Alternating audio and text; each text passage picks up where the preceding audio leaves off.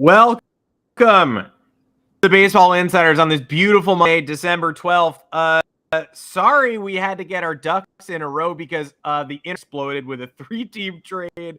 Sean Murphy has moved on, reportedly, to the Atlanta Braves. The Brewers got an all-star. The A's got question mark. And here to sort it all out and upend the show that we had planned. Still going to talk about all that stuff too, though, so stick around.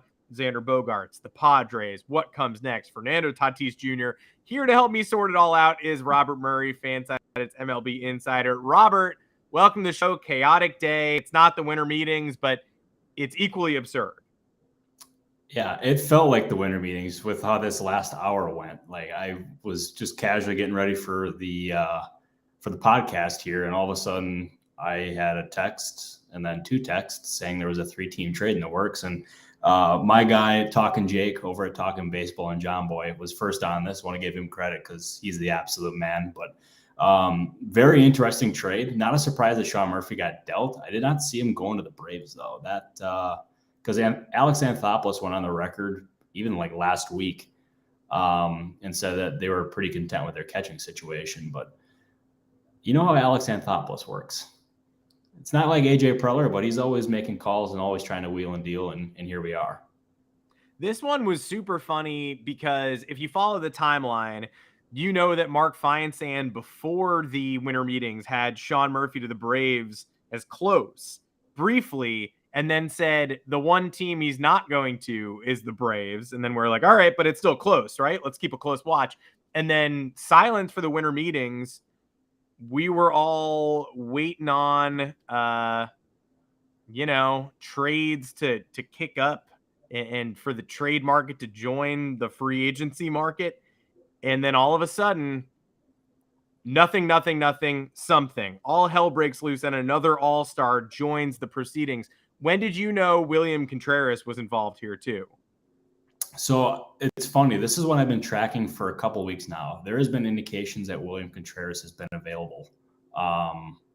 And I did not think a trade was going to materialize just because he's a really talented catcher and somebody that the organization really liked. But Sean Murphy was the cream of the crop available on the trade market. And when there was a scenario in which they could attain Murphy, specifically in a 3-team trade, that's something they ended up jumping at. And it's also another one too, is I had found out earlier today that Estuary Ruiz was available via trade. And I could even give you some more information on that.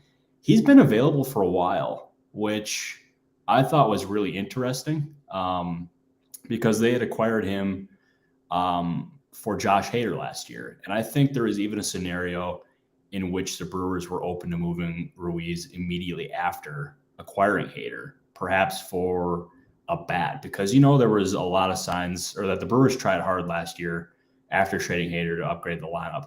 Unsuccessful in doing that, but I do think Ruiz was in play there. But here we are now, and they make that off-field trade and getting a catcher. Yeah, top 10 prospect goes to the A's from the Brewers. Well-traveled at this point, Ruiz. Interesting nugget about how, despite his extreme success at AAA last year, the exit velocities didn't quite match the gold standard that the Padres typically have in their lineup. He had an 18.8% hard hit rate. Nobody in the lineup was under 20. So that tells you maybe why they were keen to give him up for Hader. Now he goes to Oakland. What of the Oakland return here, Bird? I'm rocking the A's hat. It's one of my favorite hats. I don't really care about the Oakland A's, but they're in the news today for dealing one of their last remaining superstars for a prospect package that I think many feel it doesn't exactly steal the day here. The focus is on the Brewers. The focus is on Atlanta, obviously looking like they have the best lineup in the National League for sure, although the Padres and Phillies will have an argument there. What of the A's? What have they done here? Yeah, so I got to be honest. I don't like this trade at all for the A's. Like, it's got upside. Don't get me wrong. Let me look at the return right now. They got Estuary Ruiz, who I'm a huge fan of. I think he's a really good player, and from every indication, the Padres and Brewers both liked him. But they just traded him to upgrade different parts of their team. They got Kyle Muller, the left-hander, who's a very good option there. Freddie Tarnick, who is, I believe, the number 6 rated prospect. And then they got Robert Salinas. I might be mispronouncing that, but he is a huge upside play. And if everything clicks, he's got a shot to be a really good player. But if I'm the Oakland A's and I have Sean Murphy, who was the player that many teams like the Brewers were interested in him, the Guardians were interested in him. There was plenty of interest throughout the league in Sean Murphy. I think you had to have gotten more for him. And maybe they proved me wrong, but I would give them probably about a C on this trade. It's not what you want unless you're trying to barely pass your classes before moving somewhere fun like Las Vegas, which is what it kind of seems like the Oakland A's are trying to do. Sean Murphy, hottest trade commodity on the market. Guardians looking at him, Red Sox looking at him, Brewers looking at him, you say, and then this is it. It's a number Kyle Muller, number 6 prospect. The Muller goes, the number 6 prospect Tarnock goes to Oakland. Ruiz goes to Oakland. Fine, interesting, sure. Big fan of Ruiz as a player, just like you are, but not exactly the blockbuster most were assuming. And at like last year's trade deadline, wouldn't Sean Murphy have gotten more last summer with additional control? Couldn't we have pulled the trigger then? I think that's probably a safe thing to assume, but also moving a catcher at the trade deadline is a little bit more difficult just because he's got to learn an entire new pitching staff on the fly. And in this case, Murphy is going to have the remainder of the offseason and the entire spring training to get to know his pitching staff. So it's easier from the acquiring team standpoint to add a catcher like that, but I certainly think the A's probably would have gotten more at the deadline if they did move him. But as I said, it comes with complications. Yeah, still the gold standard at the position right now, and the Atlanta Braves are more formidable today than they were yesterday. And entering last year's postseason, were probably the betting favorites to meet the Dodgers in the NLCS. Shocker, we didn't get either half of that. But there's a reason Atlanta is who they are right now. Team-friendly deals, rookies coming up making immediate contributions. And when they get the chance to trade for a Sean Murphy, especially with a package like this, they don't mess that up. But one guy left out in the cold for now, as Mark Powell brings up in the comments, Dansby Swanson got married this past weekend. Still not, he's the one missing man from last year's Braves lineup before they traded Contreras today. What do you think this means for him, and what's the latest on that situation? Because the rumor mill has gone a little bit dry in the wake of the Xander Bogaerts move to San Diego, which we will talk about in a bit. But what's sort of the latest on Dansby? What does this mean for him?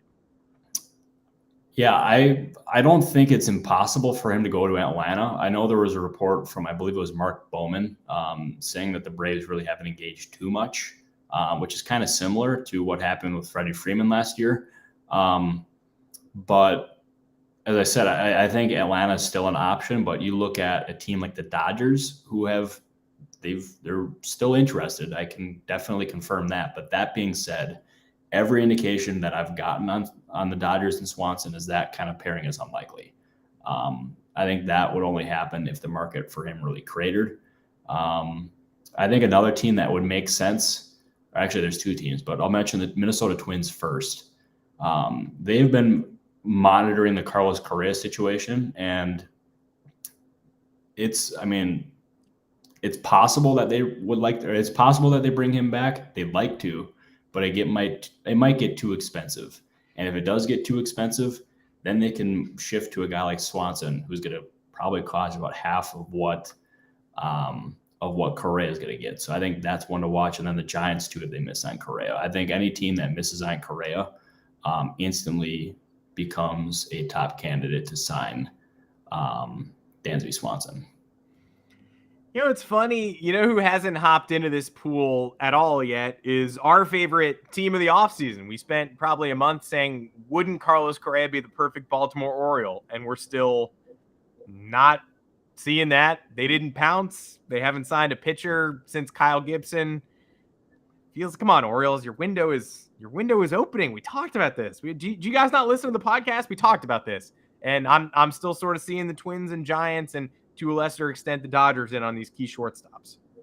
Yeah, it's been relatively disappointing to see the Orioles not mentioned for any of these guys, but I also want to say this. It is their first year of what is going to be probably what, 6, 7, 8 years of contention. Um, they don't have to do anything right away. It's better to make calculated moves rather than rushing into the free agent pool and making signings that you're going to regret in a year or 2 or 3. So I can understand that, but if they don't do anything by next year or even the year after that, then it's going to be like, what are we doing here? But I would right now, I would hit the opposite of the panic button. I'll pull a common Aaron Rodgers line. Relax. Mm-hmm. I think that's what Orioles fans should be telling themselves right now, because they're building a sustainable winner, and Mike Elias, he deserves the benefit of the doubt. He's done a really nice job there. Yeah, I don't think those Astros guys are messing around. And you may not have believed in them when they were bringing the prospect core to the bigs. Those guys arrived last year in a big way. Rutschman will be there a while. Gunnar will be there a while. Stay patient. And like Kurt said, Orioles, hit that subscribe button. Everybody who's not currently subscribed, please also hit that subscribe button. Like the feed. This is where we're going to be live at 3:30 Eastern Mondays and Thursdays all off season long. And hey, sometimes a massive 3-team trade breaks. Talking Jake plants the seeds. Everybody chases it around. Robert was a big part of breaking that. Got some of the prospect names first. Got the credit from Ken Rosenthal. That was a hell of a tweet. But sometimes that happens at 3:30 Eastern, throws off the pod. But we're here as soon as we can be, and we're going to be here all off season long for all of you. No, that we are. And I can tell you, if you do subscribe, we will instantly become best friends. So, sounds pretty enticing to me. Look at the current list of subscribers. What do we got? Like 830? It's a good deal. Good deal. We need to get to 1,000 subscribers by the end of the month. How's that sound? My goal is 1,000 subscribers by the end of the month. 1,000 best friends for you. We're at 831 right now. Pretty good number, but it can go higher because I'm not a math guy, but I do know that numbers go higher than 831. So let's just get ourselves to 1,000. And if we don't get there, yeah, we'll figure out. Our producer Sean Daly is giving us challenges for in case we don't get to that 1,000 mark. We got to come up with some really embarrassing stuff, and we will do it. Believe me. I'm terrified. That's all I got to say about that, because he's mentioning the possibility of eating cheese or the dreaded Reese's peanut butter cup, which is an absolutely wretched candy. Have you really never done that? You've never done a peanut butter cup? Oh, I've eaten them before. Did not enjoy it though. Although that being said, I actually did enjoy them as a kid, but not now. They're not good. Look, some of us age out of different tastes. Some of us age out of running a sustainable contender, and I guess that's what the Oakland A's management decided to do. Estuary Ruiz, that's your guy. The Braves #6 pitching prospect, that's your guy. Well, let's move on to a team that's been doing big business in recent weeks. The San Diego Padres. You were on this again. This podcast was the first place where we really talked strongly about the Trey Turner Padres connection. After Turner did not go to the Padres, you cautioned that Preller, the wild man, was maybe not done. Maybe can't count him out of these markets. After a day of momentum in the Red Sox direction, or at least people wanted us to believe that the Red Sox were getting closer to zeroing in on Xander Bogaerts. Boom. They're the Padres at the 11th hour, literally past midnight on the East Coast with an 11-year, $280 million deal. Somebody was going to take that money eventually. It was not Turner. It wasn't Aaron Judge. It was Xander Bogaerts. And now for the next year, who knows with the opt-out, the Padres have Xander Bogaerts, Manny Machado, Fernando Tatis Jr., Juan Soto, all under contract for next year in a season where they clearly think they can take the NL West and potentially more from the Dodgers. No, they absolutely can. They beat the Dodgers in the playoffs last year, and they have gotten better while the Dodgers have not added. They've only lost Trey Turner. They've lost a good amount of people on that team. Bellinger, a good call there. I'm struggling to remember the other names off the top of my head, but the Padres. Walker Buehler's not coming back. Like you're going to live this year without Buehler. Tyler Anderson gone. Justin Turner, maybe future up in the air. There's a lot of moving pieces there. Yeah, it is. And I can also report that the Diamondbacks' interest in Turner is very real. Same with the Marlins. Craig Mish over at the Miami Herald and Sports Grid reported earlier today that the Marlins have made Turner an offer, and it's believed to be competitive. So I don't think anything is imminent there, but those are two teams certainly to watch. But going back to the Padres, they are as dangerous as ever. They have only upgraded what is a really talented team, and I can also tell you that they are not done. They're one of the teams that are currently in on Christian Vasquez. And there has been indications, as Ken Rosenthal reported, that a deal for Vasquez might be getting closer. We don't know what team that would be because the Twins are involved. There's a couple other teams that are involved too, but AJ Preller doesn't sleep, and he considers any and every scenario. But I can tell you one scenario, Adam, that he does not consider, and that is a potential Fernando Tatis trade. Please. The Padres are not considering a Tatis trade. They are not making him available. Any report you read on the internet is suggesting that a trade is possible is not true. So just to squash any reports there, Tatis is not going anywhere. It's time we put that to bed. Wait, let me get this straight. So you're telling me that a San Diego Padres team coming off an NLCS trip without Tatis, getting Tatis back, getting Bogaerts, getting a full season of Soto to establish their dominance in the NL West, you're telling me that that team doesn't have interest in trading the face of baseball off their roster? This is preposterous. What are you talking about? Of course he's a Yankee. Yeah, who could have seen that coming? Unbelievable. I mean, it's I've checked on this for weeks, and the Padres' stance remains the same. They intend to build this team around Tatis. They wanted to add good players around him to maximize this roster and give them the best chance of winning a World Series. And they believe, as they should, that winning the World Series, or their best chance of winning a World Series, is with Fernando Tatis Jr. But it's and also, if they traded him now, they would be selling astronomically low on Tatis. He's only 23. He's currently suspended. He's coming off of 2 surgeries, with one on his wrist and his shoulder. Trading him right now makes no sense. Plus, he's got a no trade clause, so he basically controls. As if there wasn't already. He controls his destiny, and I mean, after 2028, he gets 10-5 rights, so he controls his destiny for the rest of his career. So, yeah. I mean, he's not going anywhere. That's I don't know. Well, I do know that he's not going anywhere. That much I know. I mean, last year, not great for Fernando Tatis Jr.'s legacy, right? We're not loving the motorcycle accident. We're not loving the PED suspension. PED suspended Tatis is in no way the face of baseball. That's Judge. I would say it's Aaron Judge now. I would say it was Tatis prior to last season. He was certainly a central figure in Major League Baseball. And the Padres thought they were going to make a push at the end of last season because they were getting back. They didn't get him, and it was a huge blow that they overcame to make an NLCS run. But like you said, they signed Bogaerts to this wild deal. Some would call it an overpay. Others would call it just living in Steve Cohen's America. Sometimes you have to do stuff like this. It's a lot of money, but that's what it takes to maybe pair a future Hall of Famer in Xander Bogaerts with this ridiculous core. And some would say I'm questioning Manny Machado's future a little bit, just because he does have an opt-out after this year.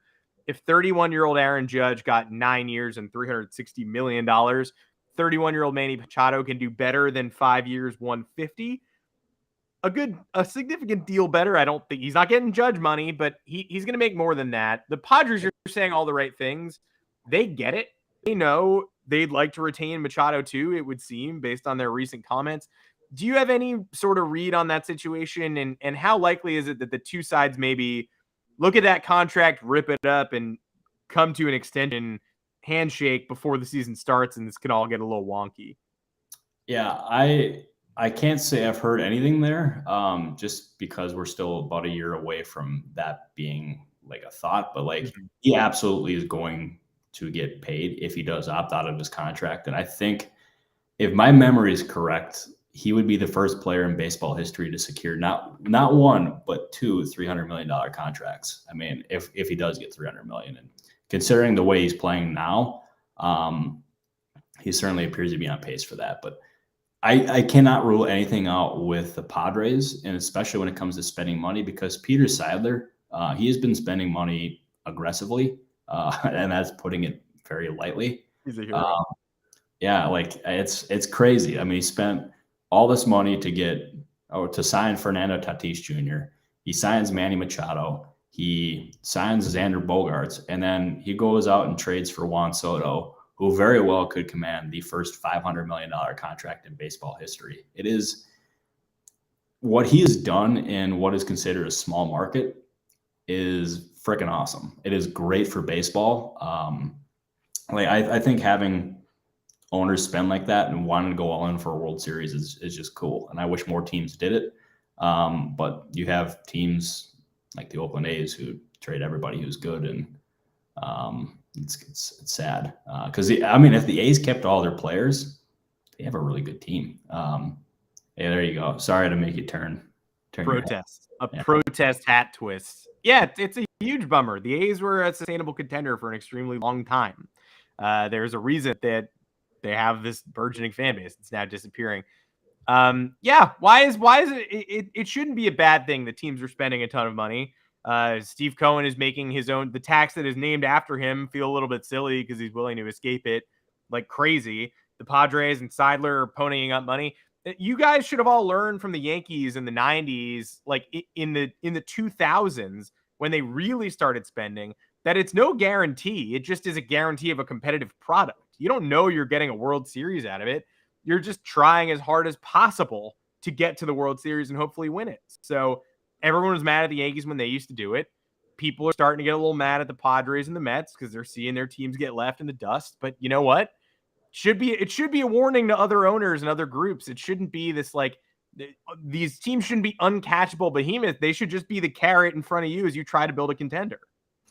Oh, I honestly, you couldn't have summed that up any better. And I hope it incentivizes other teams to spend more, and other owners to open up their pocketbooks a little bit more.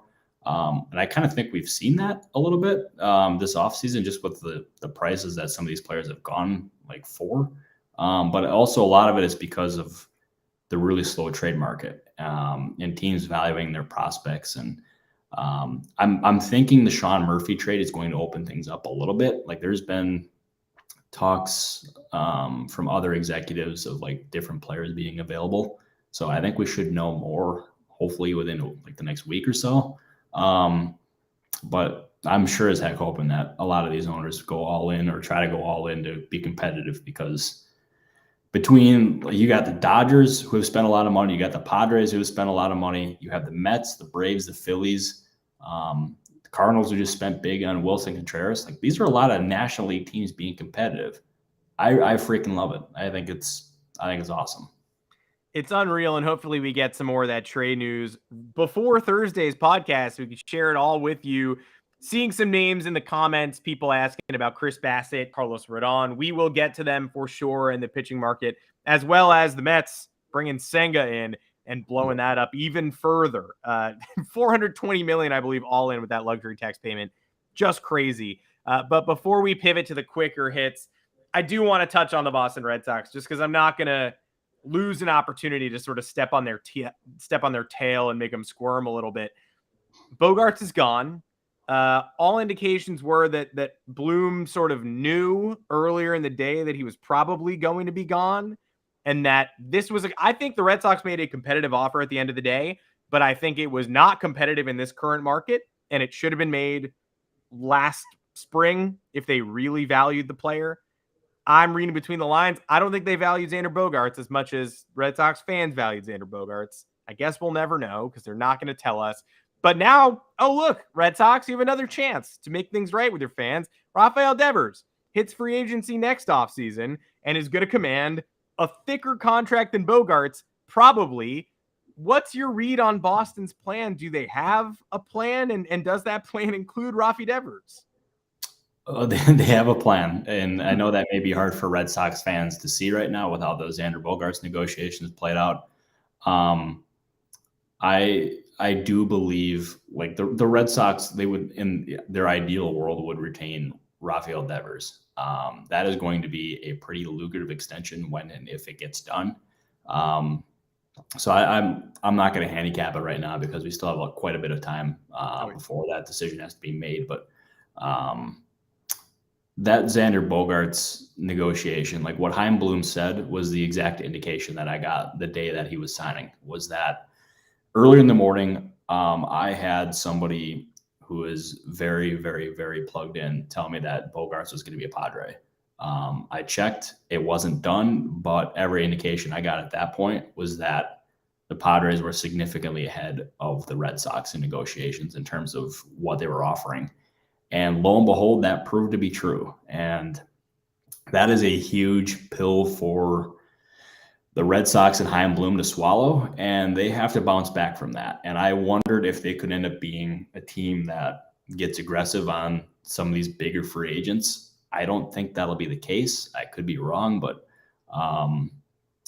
it's very interesting that the Red Sox have spent what do they spend on Trevor Story? They spent quite a bit of money there. Yeah, I think it was 140, 6 for 140, but let me look that up. Obviously, I know I shouldn't know Red Sox contracts at the drop of a hat, but that's how much of a hater I am.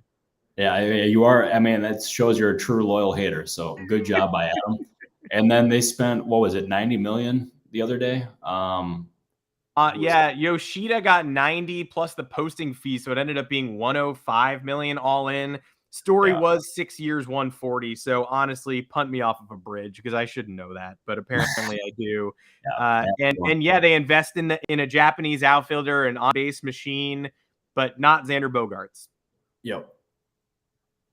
Well, sorry, you cut out there for a second, Adam, but there you go. I think I got you now. But anyways, right after that, the Red Sox signed Yoshida. I had people in baseball text me saying it was a massive overpay. And all of a sudden, the next day, I see Kylie McDaniel quote 10 anonymous executives saying basically the exact same thing. And that deal throughout the league was considered a huge overpay. And the fact that the Red Sox gave 105 million, including posting fee, to Yoshida instead of paying Xander Bogaerts, who is their homegrown star, that's tough. That's really tough. Xander Bogaerts should have never left the Red Sox. I am convinced of that, and not re-signing him was a huge organizational failure. And you see the tide turning a little bit, at least, I'd say a lot, in the fan base, where when Mookie Betts left, you had a lot of Red Sox fans justifying it, saying he's not going to extend here. You know, we got Verdugo, we got Downs, let's move on. And I'm sort of sitting there saying, don't you want to win with your guys, though? Don't you want to keep winning with your guys? Do you really want to just turn over this big market roster? And then now that Bogaerts is gone, you are seeing people saying this never had to happen. Yoshida over Bogaerts looks like a pretty one-to-one pick. We're taking the unproven, outfield commodity instead of our superstar, our captain. I think people are pretty frustrated this time around. And I can't blame them. And maybe Yoshida turns out to be a really good major leaguer. But I know there's plenty of people in baseball who are skeptical that he'll end up living up to that contract. But you knew what you had in Xander Bogaerts, and man, it's a shame. It really is a shame. And as I said before, I'm very curious to see what the Red Sox do. My guess, and this is my indication as of now, things can change in negotiations. I don't think Nathan Eovaldi is going back. Wow. So I'm very curious to see where they pivot or how they pivot. Just a very confusing offseason, to say the least. A super strange offseason that started with all of us saying they're getting outbid on all these minor deals for Zach Eflin and Andrew Heaney. Then they pivot on a dime. They sign Chris Martin and Kenley and Yoshida, and momentum is building. And then it turns into Xander Bogaerts he took $120 additional million. But there's a reason that we all think they might be like, don't they have it in them to lurk in the Correa chase and the Carlos Rodon chase?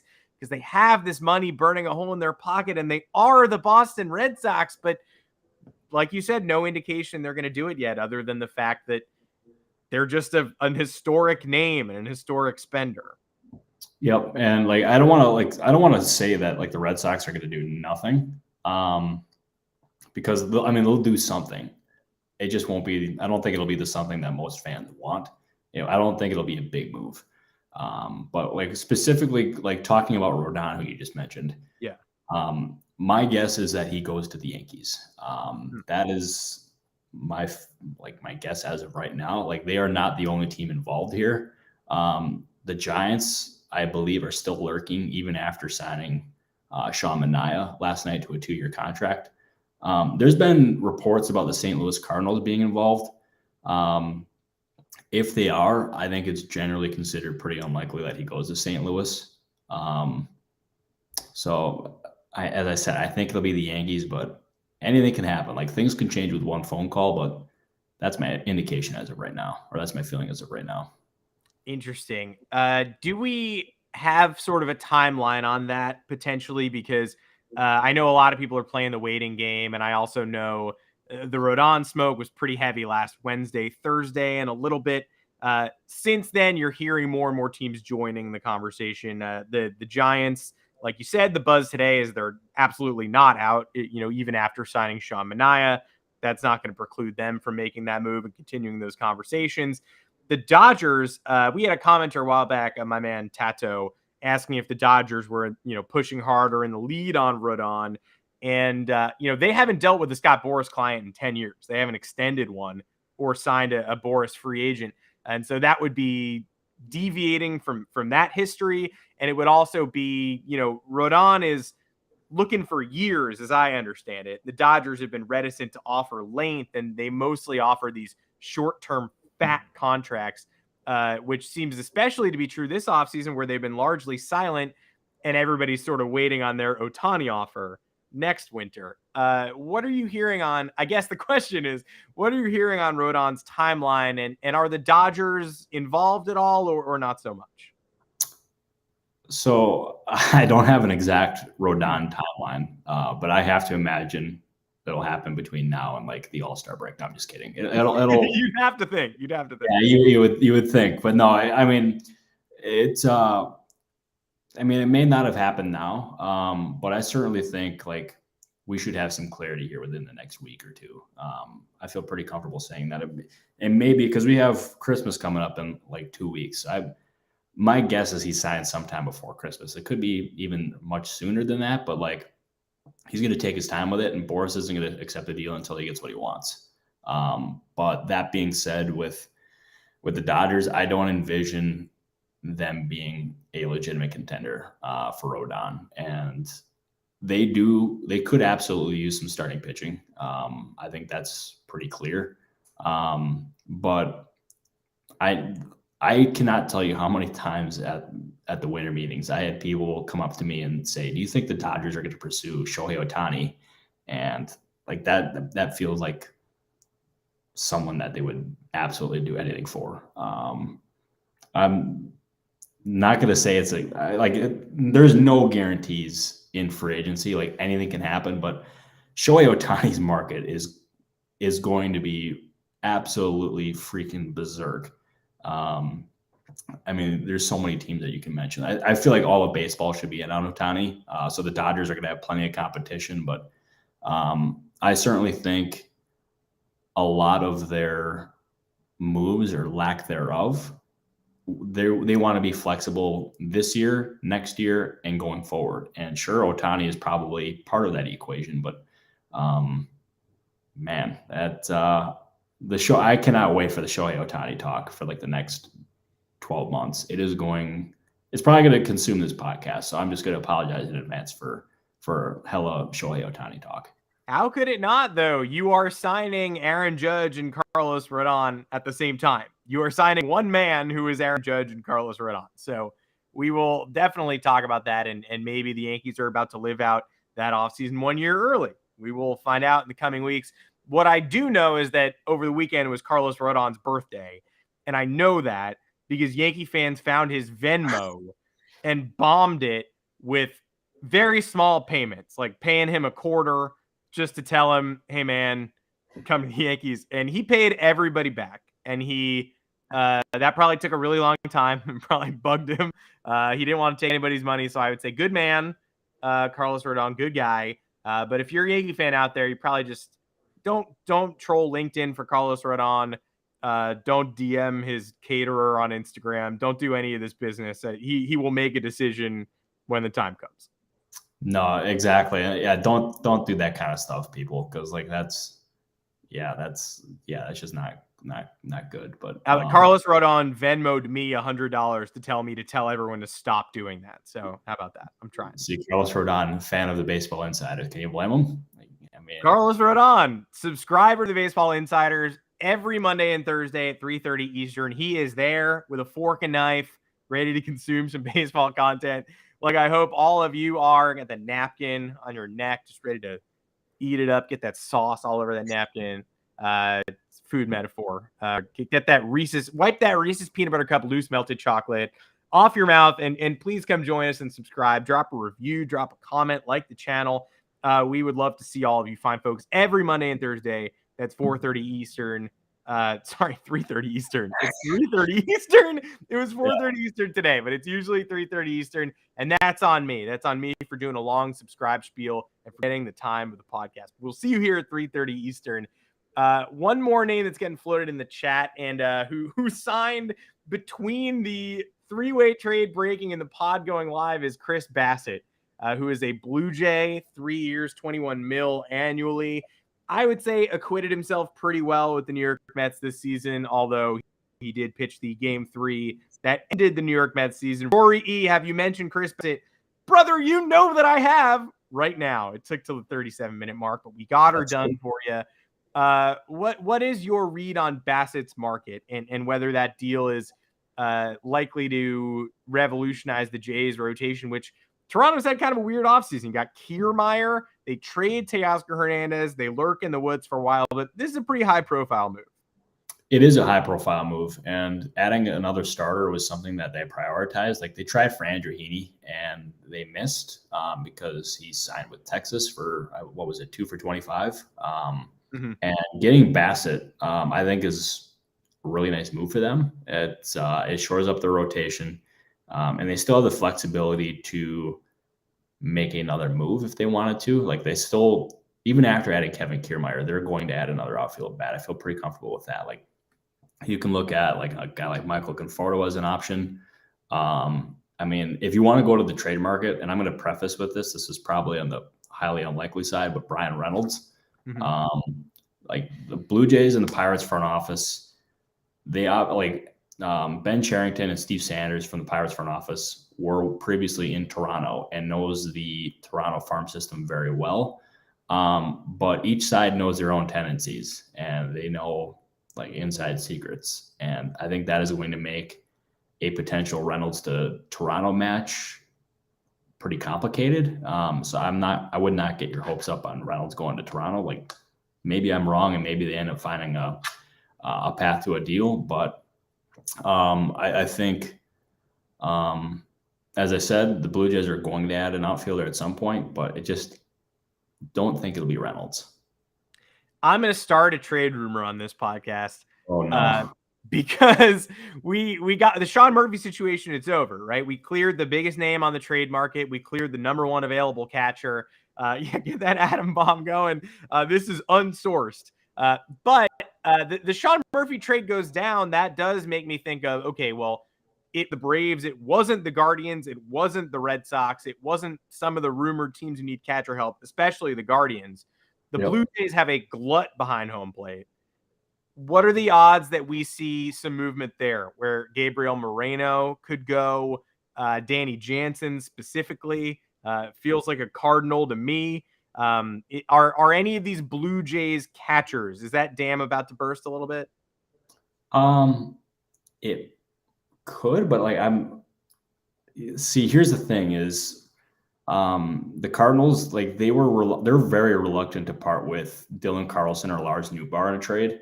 And I think those are the players that Toronto specifically wants.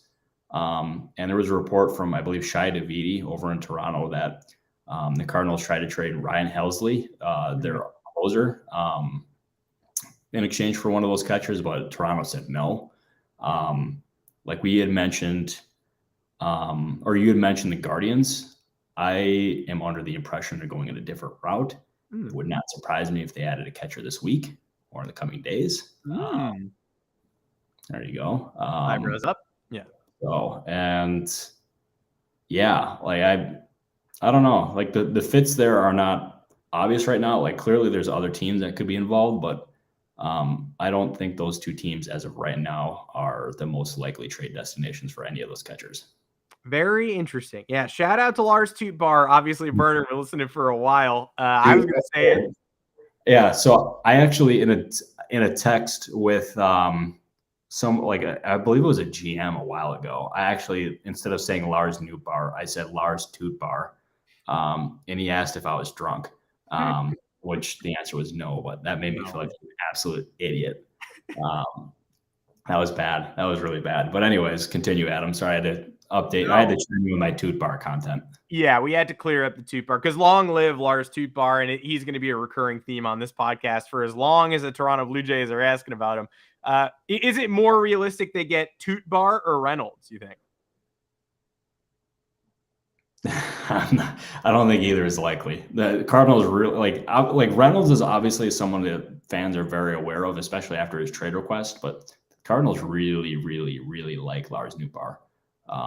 He's someone they're very fond of. So I'm not even gonna. Yeah, I just think both are unlikely at this point. Well, we will keep tabs on the rest of the Blue Jays offseason. We'll come to you when we have the information. Trevor wanted me to send somebody to the Cubs. Trevor, I'm sorry. I just don't have that power. But stay tuned. The Cubbies do have to get involved in this offseason at some point soon, don't they, Robert? No, I would imagine so. And like they're also another team that's lurking in the shortstop market. We're talking the Cubs, right? Oh, yeah. Yep, they're also lurking in the shortstop market, and I know they have interest in Dom Smith, who was recently non-tendered by the New York Mets. So they have, they have plenty of different options, and I'm sure there's plenty that we're not even talking about now. So, it should be a very fun remainder of the offseason here. I can also say that the 3-team trade has officially been announced. So. That was a very fun way to kick off the Baseball Insiders here. I appreciate everybody for being patient, by the way. That was very nice of you for all the comments as well. Adam and Sean Daly, who's our wonderful producer behind the scenes, I thank you. Well, this was a historic day. The trade is official. Brewers fans and Braves fans, read up on it, get to know your players. A's fans, we're so sorry. Man, it would also really suck to get non-tendered by the Mets at this point, knowing how much money Steve Cohen has. Like, for him to look you in the eyes and say, I will not be offering you a contract, that has to be a huge bummer. So sorry to Dom Smith. We will maybe we'll see you in Chicago. James McCann could be on the market. Liam Hendricks could be on the market. So much more to come this offseason, and we thank you for sticking with the Baseball Insiders. You will see us on Thursday and every Monday and Thursday at 3:30 p.m. Eastern time. That is 3:30 with a 3, 2 3s, in fact, not 4:30. Though sometimes we'll probably still be chugging by 4:30, but 3:30 Eastern. Like the channel, like video, subscribe while you're here, and get us on all your podcast platforms in audio form. Robert Murray, thank you so much for breaking it down with me today and helping me through this absolute mess of a 3-team deal. My pleasure, my guy. We'll talk to you everybody on Thursday. Thank you for watching, Adam. The show would not be possible without you, so we appreciate you as always, my guy. And the show would not be possible without you, my friend, in a more front and center way. But I appreciate the kind words, and I'll be relying on you for scoops for the rest of the offseason. And so can all of you. Again, at 3:30 Eastern time, Mondays and Thursdays. Look for that little alarm bell on YouTube and come join us. Until next time, Robert, thanks so much, man. This was awesome. Thank you. Bye, everybody.